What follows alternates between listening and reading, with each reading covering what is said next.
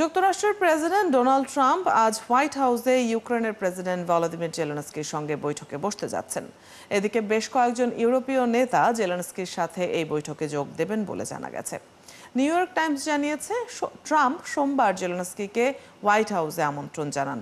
White হাউসে Volodymyr জেলেনস্কির সাথে যুক্তরাজ্যের প্রধানমন্ত্রী কিয়ার স্টারমার, ফ্রান্সের প্রেসিডেন্ট ইমানুয়েল ম্যাক্রো এবং ইউরোপীয় কমিশনের ভন ডের লেইন যোগ দিতে পারেন। ট্রাম্প জানিয়েছেন, বৈঠকে তিনি জেলেনস্কিকে যুদ্ধবিরতির একটি চুক্তিতে রাজি হওয়ার আহ্বান জানাবেন। এদিকে ট্রাম্পের সঙ্গে বৈঠকের আগে ফ্রান্স, জার্মানি এবং যুক্তরাজ্য ইউক্রেন যুদ্ধ নিয়ে জেলেনস্কি এবং অন্যান্য মিত্রদের সাথে একটি ভার্চুয়াল বৈঠক করবে। ইউক্রেনের সঙ্গে শান্তি চুক্তির ক্ষেত্রে দেশটির দনেৎস্ক ও লুহানস্ক অঞ্চলের নিয়ন্ত্রণ রাশিয়ার হাতে ছেড়ে দেয়া সহ কিছু শর্ত দিয়েছেন রুশ প্রেসিডেন্ট ভ্লাদিমির পুতিন। বিনিময়ে ইউক্রেনের পূর্বাঞ্চলীয় কিছু এলাকার নিয়ন্ত্রণ ছেড়ে দেওয়ার প্রস্তাব দিয়েছেন তিনি। যুক্তরাষ্ট্রের প্রেসিডেন্ট ডোনাল্ড ট্রাম্পের সঙ্গে আলোচনার সময় পুতিন এসব শর্ত দিয়েছেন। বৈঠক সংশ্লিষ্ট দুটি সূত্রের বরাত দিয়ে এমন তথ্য জানিয়েছে রয়টার্স। বিস্তারিত মনিরুজ্জামান বাবুর প্রতিবেদনে।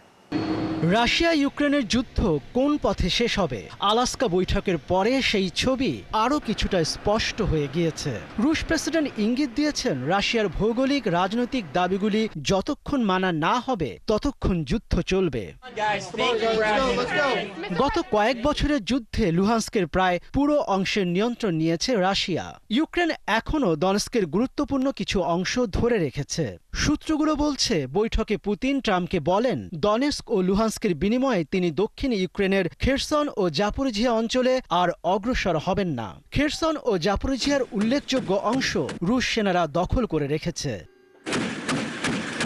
তবে ইউক্রেন বলছে তারা দনেৎস্ক ছাড়তে রাজি নয়, কারণ সেখানে তাদের সেনারা শক্ত অবস্থানে আছেন। কিয়েভ কর্তৃপক্ষ মনে করে সেখানকার শক্ত অবস্থানের মধ্য দিয়ে ইউক্রেনের গভীরে রাশিয়ার হামলা প্রতিরোধ করা যায়। মার্কিন কর্তৃপক্ষ স্পষ্ট করে না বললেও সূত্র আরও বলছে, অন্তত ক্রিমিয়ার উপর হলেও রাশিয়ার সার্বভৌমত্বের আনুষ্ঠানিক স্বীকৃতি পাওয়ার চেষ্টা করছেন পুতিন। পুতিনের শান্তি প্রস্তাব অনুযায়ী ইউক্রেনকে ন্যাটো জোটে যোগ দেওয়া থেকেও বিরত থাকতে হবে। তবে পুতিন ইঙ্গিত দেন, ইউক্রেনকে কিছু নিরাপত্তা বিষয়ক নিশ্চয়তা দিতে তিনি প্রস্তুত। ইউক্রেনের যুদ্ধক্ষেত্রের মানচিত্র নির্ধারণ বিষয়ক প্রকল্প ডিপ স্টেটের তথ্য অনুযায়ী রাশিয়া সুমি ও খার্কিভের ছোট ছোট এলাকা দখল করেছে। এগুলোর আয়তন প্রায় 440 বর্গ কিলোমিটার। এদিকে দনবাস অঞ্চলের প্রায় 6600 বর্গ কিলোমিটার এলাকা ইউক্রেনের নিয়ন্ত্রণে আছে। অঞ্চলটি দনেৎস্ক ও লুহানস্ক নিয়ে গঠিত। রাশিয়া এই অঞ্চলকে নিজেদের বলে দাবি করে। পুতিন স্পষ্ট করে দিয়েছেন, সম্পূর্ণ সমঝোতা না হলে কোনো যুদ্ধবিরতি হবে না। ফলে প্রতিদিন রুশ ক্ষেপণাস্ত্র ও ড্রোন হামলার শিকার হওয়া ইউক্রেনের জন্য যুদ্ধবিরতির আশা অনিশ্চিত রয়ে গেছে। মনিরুজ্জামান বাবু, ৭১। রুশ বাহিনী ৩০০ ইউক্রেনীয় ড্রোন ভূপাতিত করেছে বলে দাবি করেছে রাশিয়ার প্রতিরক্ষা মন্ত্রণালয়। এছাড়া ইউক্রেনের সাপসান ক্ষেপণাস্ত্রের মজুতাগারগুলোতে হামলা চালানো হয়েছে বলেও জানায় তারা। রবিবার এক বিবৃতিতে এই দাবি করে তারা। বিবৃতিতে বলা হয়, 4টি গাইডেড এয়ার বোমা এবং 300টি ড্রোন প্রতিরক্ষা ব্যবস্থা দিয়ে গুলি করে ভূপাতিত করা হয়েছে। এদিকে যুদ্ধ বিষয়ক রুশ ব্লগাররা জানিয়েছেন, পূর্ব ইউক্রেনের দনেৎস্ক অঞ্চলে তীব্র লড়াই চলছে। সেখানে ইউক্রেনীয় বাহিনী রুশ অগ্রযাত্রা ঠেকানোর চেষ্টা করছে। তবে ইউক্রেনপন্থী ব্লগারদের মানচিত্রে দেখা গেছে, কিয়েভের সেনারা রুশ অগ্রগতি ঠেকিয়ে রেখেছে। গাজায় যুদ্ধের অবসান ও জিম্মি ব্যক্তিদের মুক্তির দাবিতে বিক্ষোভ করেছে ইসরায়েলিরা। বন্দী ব্যক্তিদের প্রতিনিধিত্বকারী দুটি সংগঠনের উদ্যোগে ইসরায়েলের প্রধান শহরগুলোতে এই বিক্ষোভের আয়োজন করা হয়। তেল আবিবের হোস্টেস স্কয়ারে আয়োজিত এই বিক্ষোভে বিক্ষোভকারীরা নানা স্লোগান দেন ও প্ল্যাকার্ড বহন করেন। তারা জানান, আরও লড়াই জিম্মিদের জন্য বিপজ্জনক হতে পারে। জিম্মিদের মুক্তির জন্য তারা চুক্তির কথা বলেন। এদিকে বিক্ষোভের ঘটনায় পুলিশ 32 জনকে গ্রেপ্তার করেছে। প্রায় 2 বছর ধরে চলা গণহত্যামূলক এই যুদ্ধে গাজা ধ্বংস হয়েছে। এর অধিকাংশ জনসংখ্যা ক্ষুধার মুখে পড়েছে এবং ইসরায়েল ক্রমশ আন্তর্জাতিকভাবে একাকী হয়ে পড়েছে। গাজা থেকে বাসিন্দাদের হস্তান্তরের ইসরায়েলি পরিকল্পনা সেখানকার লাখ লাখ বাসিন্দার জন্য গণহত্যা ও বাস্তুচ্যুতির সমান আখ্যা দিয়ে তা প্রত্যাখ্যান করেছে হামাস। হামাসের দাবি, এই পরিকল্পনার আড়ালে আরও এক দফা নৃশংসতা চালানোর প্রস্তুতি নিচ্ছে ইসরায়েলি বাহিনী। এক বিবৃতিতে হামাস বলেছে, দক্ষিণ গাজায় তাঁবু ও আশ্রয় কেন্দ্র স্থাপনের ইসরায়েলি ঘোষণা মানবিক উদ্যোগ নয়, বরং সুস্পষ্ট প্রতারণা। মানবিক সহায়তার আড়ালে একটি ভয়াবহ অপরাধ ঢেকে দেওয়ার চেষ্টা হচ্ছে।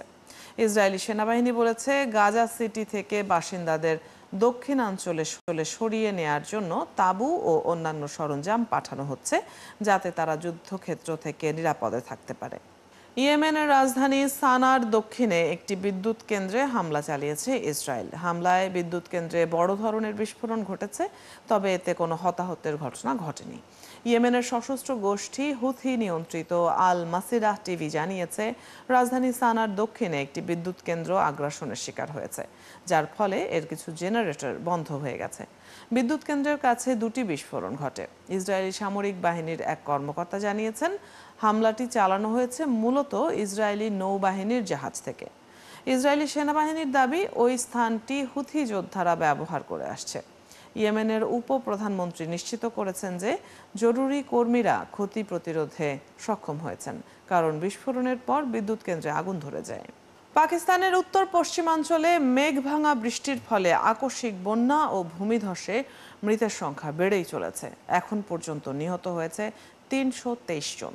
সংবাদ মাধ্যম জিও নিউজের প্রতিবেদনে বলা হয়, বন্যায় এখনও বহু মানুষ নিখোঁজ রয়েছে। প্রাদেশিক দুর্যোগ ব্যবস্থাপনা কর্তৃপক্ষের হিসাব অনুযায়ী সবচেয়ে বেশি বিপর্যস্ত হয়েছে বুনের, সোয়াত, বাজাউর, তোরঘর, মানসেহরা, সাংলা ও বটগ্রাম। ক্ষতিগ্রস্ত এলাকায় উদ্ধার অভিযান অব্যাহত রয়েছে, ফলে মৃতের সংখ্যা আরও বাড়তে পারে। এদিকে প্রাদেশিক উদ্ধার সংস্থা এএফপিকে জানিয়েছে, প্রায় ২,০০০ উদ্ধারকর্মী ধ্বংসস্তূপ থেকে মৃতদেহ উদ্ধার এবং ৯টি ক্ষতিগ্রস্ত জেলায় ত্রাণ কার্যক্রম পরিচালনায় নিয়োজিত রয়েছেন। প্রাদেশিক সরকার এর মধ্যেই জরুরি ত্রাণ কার্যক্রম চালু করেছে। ক্ষতিগ্রস্ত জেলাগুলোর জন্য বরাদ্দ করা হয়েছে ৫০ কোটি রুপি। শুধু বুনের জেলাতেই ১৫ কোটি বরাদ্দ দেওয়া হয়েছে। হেলিকপ্টারে ত্রাণ সামগ্রী পাঠানো হচ্ছে দুর্গম এলাকায়। তবে স্থানীয়দের মতে, ক্ষয়ক্ষতির তুলনায় সরকারি সহায়তা এখনও অপর্যাপ্ত। ভারতের জম্মু ও কাশ্মীরের কাথুয়া জেলায় মেঘভাঙা বৃষ্টি ও ভূমিধসের ঘটনায় অন্তত ৭ জন নিহত হয়েছেন। এই ঘটনায় আহত হয়েছেন আরও অনেকে। স্থানীয় কর্মকর্তারা বিষয়টি নিশ্চিত করেছেন। জোদঘাটিতে মেঘভাঙা বৃষ্টিতে সৃষ্ট বন্যায় ৫ জন প্রাণ হারিয়েছেন। জাংলোটে ভূমিধসে নিহত হয়েছেন আরও ২ জন।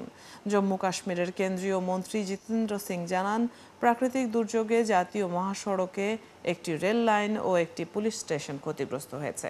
তিনি বলেন, প্রশাসন, সেনা ও আধা সামরিক বাহিনী উদ্ধার কাজে নেমেছে। পরিস্থিতি সার্বক্ষণিক পর্যবেক্ষণ করা হচ্ছে। এই ঘটনায় জম্মু ও কাশ্মীরের মুখ্যমন্ত্রী ওমর আবদুল্লাহ শোক প্রকাশ করেছেন এবং দুর্গতদের দ্রুত উদ্ধার ও ত্রাণ সহায়তার নির্দেশ দিয়েছেন। এদিকে কাথুয়া জেলা প্রশাসন ভারী বৃষ্টির সতর্কতা জারি করেছে। চীনের অন্তর্দেশীয় মঙ্গোলিয়ায় আকস্মিক বন্যায় ১০ জনের মৃত্যু হয়েছে এবং আরও ৩ জন নিখোঁজ রয়েছে। চীনা সরকারি সংবাদ মাধ্যম রবিবার এই খবর জানিয়েছে। রাষ্ট্রীয় সংবাদ সংস্থা সিনহুয়া জানিয়েছে, অন্তর্দেশীয় মঙ্গোলিয়ার উরাত রিয়ার ব্যানার এলাকায় একটি নদীর বাঁধ ভেঙে অন্তত ১৩ জন বাসিন্দা বন্যার পানিতে ভেসে গেছে। আকস্মিক বন্যায় আটকে পড়া লোকজনকে উদ্ধারে ৭০০ জনেরও বেশি উদ্ধারকর্মী কাজ শুরু করেছেন। সেখান থেকে ইতোমধ্যে একজনকে জীবিত উদ্ধার করা হয়েছে। ইনার মঙ্গোলিয়ার গুরুত্বপূর্ণ কৃষি অঞ্চল হিসেবে মনে করা হয় ওই শহরটিকে। অস্বাভাবিক গরম, দীর্ঘমেয়াদী খরা ও শুষ্ক জ্বালানি মজুদের কারণে দক্ষিণ ইউরোপ জুড়ে ভয়াবহ দাবানল ছড়িয়ে পড়েছে। দাবানলে জ্বলছে স্পেন, পর্তুগাল, গ্রিস, সিরিয়া ও কানাডার বনাঞ্চল। আগুন নিয়ন্ত্রণে অন্তত ৫টি দেশ আন্তর্জাতিক সহায়তা চেয়েছে। ইউরোপীয় ইউনিয়ন সহায়তার অংশ হিসেবে অগ্নি নির্বাপক বিমান পাঠিয়েছে। ইতিমধ্যে হাজার হাজার মানুষকে নিরাপদ আশ্রয়ে সরিয়ে নেওয়া হয়েছে এবং বহু মানুষ হতাহত হয়েছে। সৃষ্টি ঘটকের রিপোর্ট। টানা কয়েকদিন ধরেই ইতিহাসের অন্যতম ভয়াবহ দাবানলে জ্বলছে স্পেন। দেশটির জরুরি পরিষেবা বিভাগের মহাপরিচালক ভার্জিনিয়া বারকুনেস জানিয়েছেন, বর্তমানে স্পেনে ১৪টিরও বেশি দাবানল ছড়িয়ে পড়েছে। এর প্রভাবে গণপরিবহন মারাত্মকভাবে ব্যাহত হচ্ছে। বন্ধ করতে হয়েছে একাধিক মহাসড়ক, উচ্চগতির রেল পরিষেবাও। চলতি বছর এখন পর্যন্ত স্পেনে ৩,৯০,০০০ একরের বেশি এলাকা পুড়ে ছাই হয়ে গেছে। আমরা গত ৪ রাত ধরে ঘুমাই না। বাড়ির উঠানে দাবানল জ্বলছে, আমরা নিজেদের বাড়িঘর রক্ষা করার আপ্রাণ চেষ্টা করে যাচ্ছি। আমার কাজে যাওয়ার কথা ছিল, কিন্তু পরিবারকে এভাবে ফেলে রেখে তো যেতে পারি না। অনবরত পানি ঢেলে যাচ্ছি। স্পেনের প্রতিবেশী দেশ পর্তুগালে অন্তত 7টি বড় দাবানলের বিরুদ্ধে লড়াই করছে 4000 দমকল কর্মী। তবে ক্ষতিগ্রস্ত অনেক এলাকার বাসিন্দারা বলছেন, এত ভয়াবহ দাবানল নিয়ন্ত্রণে সরকার যে পদক্ষেপ নিয়েছে তা যথেষ্ট নয়। তারা বলছে বাড়িঘরে আগুন ধরে যাচ্ছে, কিন্তু সেসব এলাকায় এখনো একজনও দমকল কর্মী পৌঁছায়নি। গ্রিসে টানা 6 দিন ধরে কিওস দ্বীপে আগুন জ্বলছে, ফলে বহু মানুষকে সেখান থেকে সরিয়ে নিতে হয়েছে। রাজধানী এথেন্স ও আশপাশের এলাকায় সর্বোচ্চ সতর্কতা জারি করা হয়েছে। এদিকে কানাডার নিউফাউন্ডল্যান্ড ও ল্যাব্রাডর প্রদেশে বনভূমিতে ছড়িয়ে পড়েছে আগুন। দ্রুতই এ দাবানল আবাসিক এলাকার দিকে ছড়িয়ে পড়তে থাকায় স্থানীয় অন্তত 3000 বাসিন্দাকে ঝুঁকিপূর্ণ এলাকা থেকে সরিয়ে নেওয়া হয়। কর্তৃপক্ষ জানিয়েছে, এখন পর্যন্ত 8000 হেক্টর এলাকায় আগুন ছড়িয়ে পড়েছে, পুড়ে ছাই হয়ে গেছে শতাধিক বাড়িঘর। সিরিয়ার লাতাকিয়া ও হামা প্রদেশেও দাবানল ছড়িয়ে পড়ায় এলাকা ছাড়তে বাধ্য হচ্ছেন স্থানীয়রা। কর্তৃপক্ষ জানিয়েছে, আবাসিক এলাকায় দাবানল যাতে ছড়িয়ে না পড়ে তা নিশ্চিত করতে এসব এলাকায় পানি ছিটিয়ে ঠান্ডা রাখার চেষ্টা করা হচ্ছে। তারপর শুষ্ক আবহাওয়া ও ঝোড়ো বাতাসের কারণে দাবানল আরও অনেক জায়গা জুড়ে ছড়িয়ে পড়ছে। এতে দাবানল নিয়ন্ত্রণ করা কঠিন হয়ে পড়েছে বলেও জানিয়েছে দমকল বাহিনী। সৃষ্টি ঘটক, 71। যুক্তরাষ্ট্রের নিউ ইয়র্ক শহরের ব্রুকলিনে বন্দুকধারীর গুলিতে অন্তত 3 জন নিহত হয়েছেন, আহত হয়েছেন 11 জন। রবিবার রাত 3:30টার দিকে ক্রাউন হাইটস এলাকায় test of the city lounge নামের একটি ক্লাবে এই ঘটনা ঘটে। পুলিশ জানায়, এই ঘটনায় একাধিক অস্ত্র ব্যবহার করা হয়েছে। ওই ক্লাব থেকে অন্তত 36টি গুলির খোসা উদ্ধার করা হয়েছে। এছাড়া কাছাকাছি রাস্তায় একটি আগ্নেয়াস্ত্র পাওয়া গেছে। আহত ব্যক্তিদের মধ্যে 8 জন পুরুষ ও 3 জন নারী। তাদের হাসপাতালে ভর্তি করা হয়েছে। এর আগে গত মাসে ম্যানহাটনে একটি ভবনে বন্দুকধারীর গুলিতে বাংলাদেশি বংশোদ্ভূত পুলিশ কর্মকর্তা সহ 4 জন নিহত হন। পরে ওই বন্দুকধারী আত্মহত্যা করে। এই ছিল এখনকার আয়োজনে। বিশ্বের আরও নতুন কিছু খবর ও বিশ্লেষণ নিয়ে দুপুর 1:30টায় আবারও হাজির হবে বিশ্বযোগ। চোখ রাখুন 71-এর ফেসবুক পেজে এবং সাবস্ক্রাইব করুন 71-এর ইউটিউব চ্যানেল। 71-এর সাথেই থাকুন।